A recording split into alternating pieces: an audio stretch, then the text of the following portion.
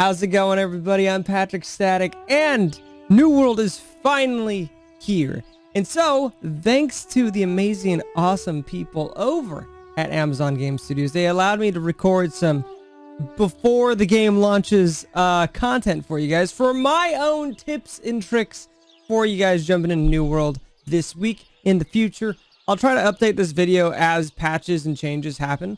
But I wanted to give you guys some tips and tricks for when you jump into a Terrarium. Tip number 1, weapons. In New World, as of right now, there are about 11 different weapon types. Let's take a look at them. This is the sword and the shield. These are one-handed weapons. Sword and the shield, very good, fun weapon type. I use it quite often. There's the rapier and the hatchet. For the two-handed weapons, you have the spear, the great axe, and the warhammer.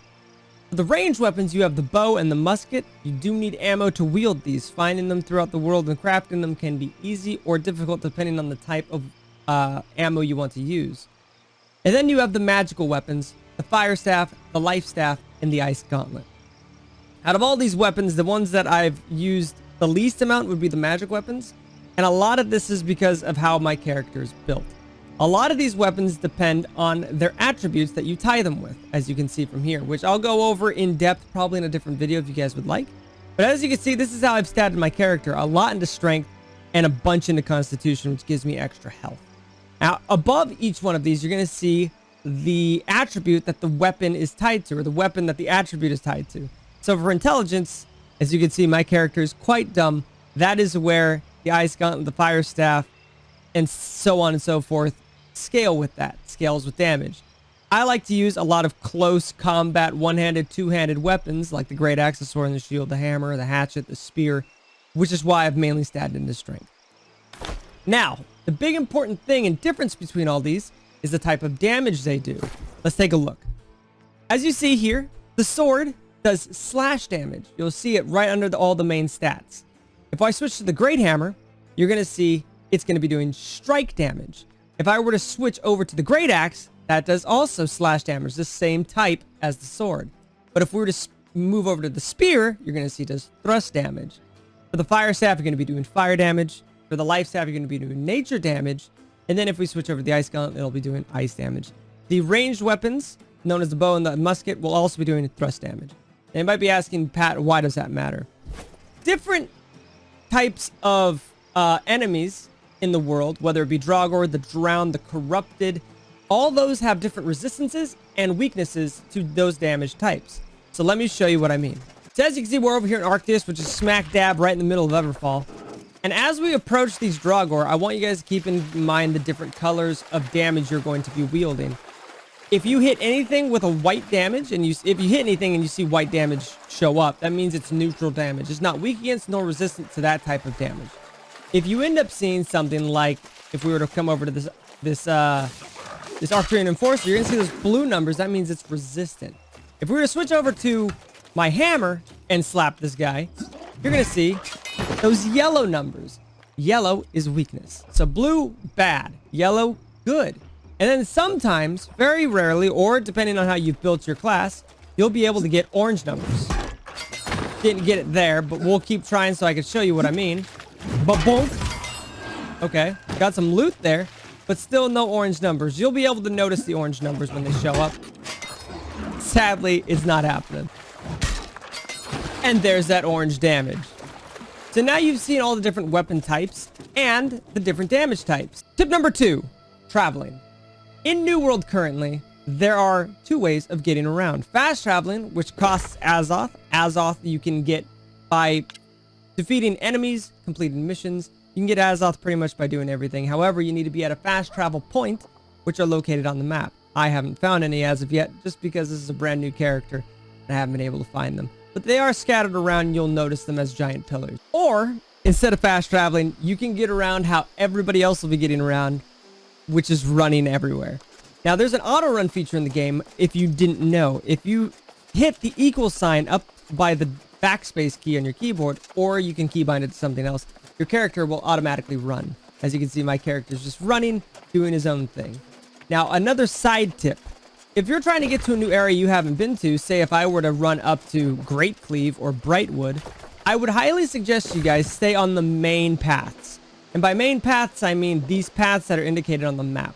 Staying on the paths can usually yield you staying away from anything bad. Not very normally are there going to be bad guys sitting on the main trails. Now, that does change when you get up to Great Cleave, Eden Grove, and Shattered Mountain. Bad stuff sits on the pathways all the time. However, if you're on the pathway, you can just run right past them. You should be good. Tip number 3, storage. With your time here in Ethereum, you're going to be getting a lot of loot, a lot of cooking material, a lot of smithing material, just a lot of materials that your character probably won't be able to overburden themselves. And sadly, we do not have any companions to be able to hold our stuff for us. Luckily, in every single town in Ethereum, you have a storage shed. Now, what you could do is store as much stuff as you like. You're going to see the amount of weight that you can hold. And this can also be furthered, I believe, inside of the territory standing. Whenever you increase your standing in a territory, you can also get the chance, by RNG, to increase your storage space. Now, this is where the actual tip and trick comes in, because not a lot of people may not know this. In different towns, if your faction owns that faction, so, example, Everfall currently is owned by Syndicate. If I have a lot of loot here in Everfall, as I do now, and I were to travel to Monarch's Bluff, to Ebonscale, to any other faction-owned, Syndicate-owned, or Covenant-owned, whatever your faction you chose, if you go to the town, the main settlement, and you were to open the storage, you can pay to pull whatever you want that's stored in a different city that is owned by your faction. It just costs you a little bit of gold. To show you what I mean, I'm going to go ahead and store my Great Hammer, my shield, my life staff, and maybe some jewels. And then I'm going to make the trek over to Monarch's Bluff and show you exactly how it works. So we have finally arrived back here in Monarch's Bluff. However, on the way here, I had my map open. I was making sure that everything I was saying was accurately correct, and it is. However, I may have forgotten one big thing that you do need to make sure. So here, as you can see, my Monarch's Bluff storage is empty. If I go ahead and scroll up, I'm going to be able to find Everfalls. And there's all my loot. The ones that we just left. However, for me to just say I would like this back in my inventory, your faction needs to be able to hold both territories. And the forts. I believe I need the forts. And if our fort isn't owned by us, the Syndicate or the Covenant or whichever faction you are, I do not believe you can do the trade. But assuming your faction owns both forts and both territories, you should be able to just swipe over and take it over. However, I don't believe we're up on the upkeep, mainly because this is just a creator server to make stuff. But in the future, you'll be able to just deliver it to yourself instantly. Tip number 4, armor. In New World currently, there are 4 types of armor. There are light armor, there are medium armor, and then there is heavy armor, which is what I'm using. And I know I said there's a 4th one. You may run across some PvP clans where they choose to wear no armor. And that is the lightest of all armor.